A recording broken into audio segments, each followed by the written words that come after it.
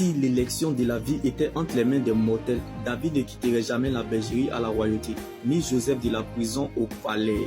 Personne n'écrira votre histoire. Quoi que vous vivrez, on ne vous jugera jamais pour ce que vous êtes, mais pour ce que vous allez devenir. Car les grandes batailles ne restent pas dans l'histoire. Il n'y a que des guerres gagnées que l'histoire se souviendra. Alors ne mets pas foi de ce que l'on a déterminé pour ta vie, car la parole de Dieu est au-dessus de la parole des hommes. Même si tu ne vois aucun signe avantageux jusqu'à présent, la foi ne regarde pas à ce qu'elle voit, mais elle voit en la promesse. La foi te donnera ce que tu as, mais ce que tu es dépend de ce que le ciel a décidé. Même si les vents sont contraires à tes yeux, tu ne peux pas quitter la scène. Tant que tu n'es pas encore arrivé à l'accomplissement de ce que Dieu a dit, même si tu appelles la mort va venir et la mort va dire pas toi. Parce que ta vie est liée à des destinées. Tu ne peux pas mourir avant ton temps, car tu es né pour accomplir un mandat divin. On ne meurt pas sans ça. Tu es né pour ça. Par élection divine, certaines personnes connaissent des tragédies. Mais quand Dieu met son choix sur toi, sa souveraineté qui est une réalité, te rattrape. Tu ne sais même plus comment faire pour ne pas avoir confiance à Dieu à l'heure du désespoir.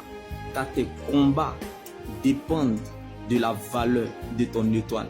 Alors ne cherche pas à comprendre ce qui se passe, mais cherche plutôt à savoir comment il va finir.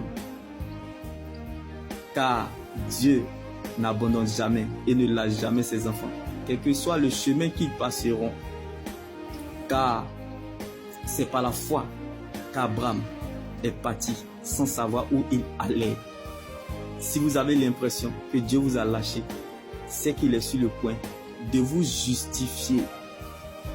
Quelque chose qui devrait te tuer peut parler en ta faveur. À cause de l'atmosphère de l'alliance, tu sortiras vainqueur là où personne a survécu, comme Abraham a cru et est devenu le père d'un grand nombre de nations. Alléluia, bien-aimés dans le Seigneur. La grandeur ne surprend pas les grands. Les grands savent décider. Les hommes qui sont à la tête sont des hommes de décision.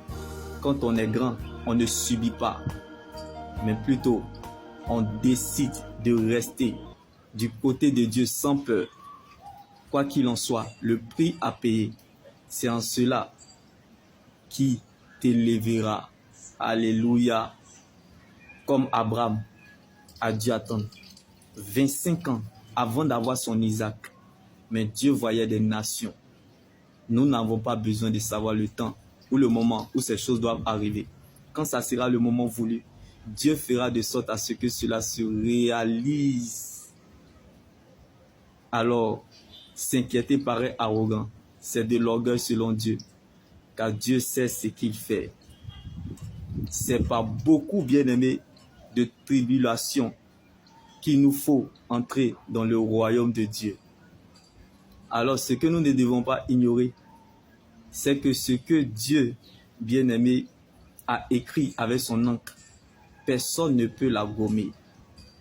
Car Dieu a déjà préparé ou prévu ce qu'il va faire pour ses enfants. Donc, les solides fondations posées par Dieu subsistent et demeurent éternellement. Rien n'est impossible à la volonté de Dieu. Donc, rien et personne ne pourront empêcher à Dieu d'accomplir sa volonté dans votre vie. Nul ne peut échapper au plan de Dieu. Nul ne peut détourner ou détruire un plan déjà établi par Dieu. Alors, ce n'est pas la joie du moment qui compte pour Dieu, mais plutôt la finalité de son plan qu'il a déjà établi pour notre vie. La fête changera de camp. Que Dieu prenne la forme de ce qui vous manque. Shalom.